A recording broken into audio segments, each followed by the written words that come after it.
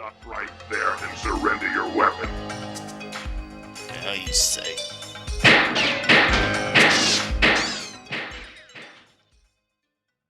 Hi, I'm Johnny. This is Johnny Likes, the show where I talk about movies that I like. Today I'm going to talk about a movie from the 1980s. It's got elements of action, horror, and sci-fi in it. Today, Johnny Likes Chopping Mall.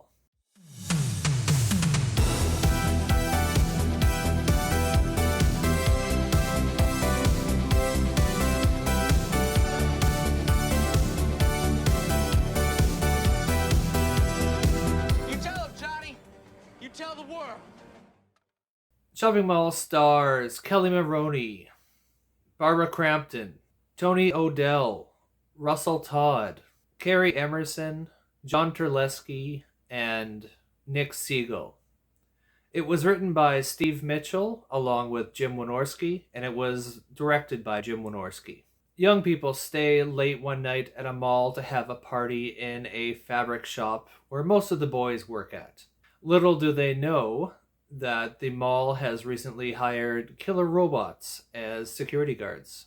They find themselves fighting for their lives as the robo-menaces try and hunt them down one by one.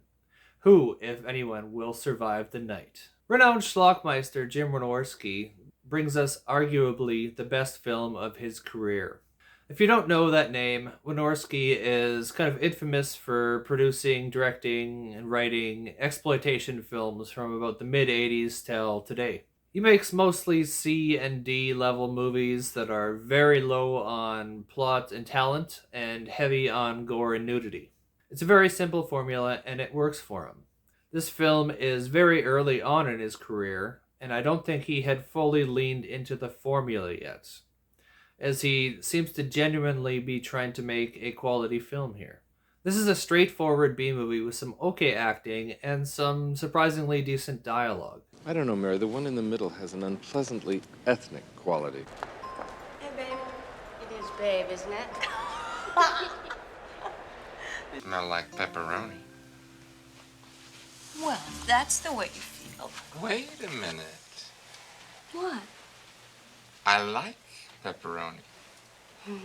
It's a survive the night genre mashup with horror, action, and sci-fi elements present. It felt like the producers saw RoboCop and took that one scene where the prototype RoboCop guns the guy down in the boardroom, "you have 4 seconds to comply," that scene, and we're like, what if that was the movie and we put young people in it and put it somewhere cheap to film? And then they came up with the setting and wrote the script in like a weekend or so, and it just happened to turn out kind of decent. Lofty aspirations this film does not have. What it does have is some actors trying their best. Tell me one thing, though, huh? Why did you leave the air shaft? And you were safe there. And some decent special effects for the level of film that this is. I'm not sure how they did the robots here. If they had little people or children inside piloting them, or if they were remote controlled. However they did it, it worked out pretty well. I'm not going to go into too much detail here, as I've really said everything I need to say in the plot summary. If that didn't sell you, nothing I'm going to say is going to change your mind. If you're looking for a 1980s B-movie with some gratuitous violence and some nudity, this might be the film for you.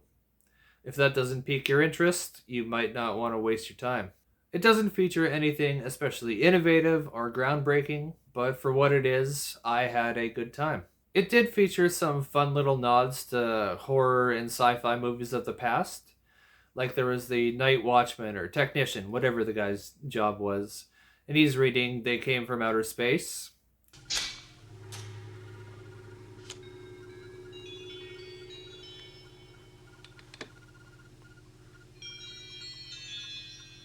And then there's the one character, I don't know his name, it doesn't matter, where he quotes The Day the Earth Stood Still, the Klaatu, Barata, Nikto.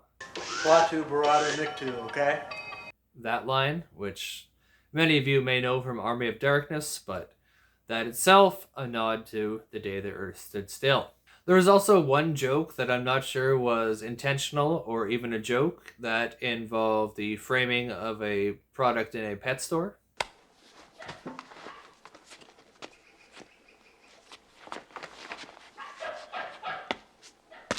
A fun thing with movies like this is seeing the products that they have in the backgrounds of the mall.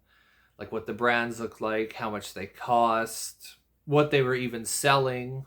Like what was on the menu at the diner that the girls work at in the beginning. It's a fun little time capsule, and I find myself often looking for little details like that in older movies. This movie also features a pretty catchy, decent synthesizer score. It kind of reminded me of Halloween 3 in that it gets played a lot and the theme itself is repetitive, but it does get stuck in your brain.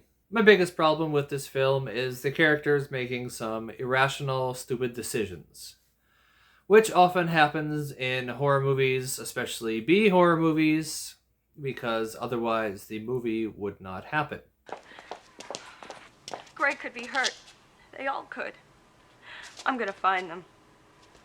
I've got to. What I mean like this is once they discover that there are killer robots in the mall, why don't they just stay put? Hide in the store, it'll be fine just by morning. But no, that's not how it goes, of course. Other little things that bug me is like, wouldn't the robots be programmed above all else to not damage mall property? And why are the robots so angry with these kids?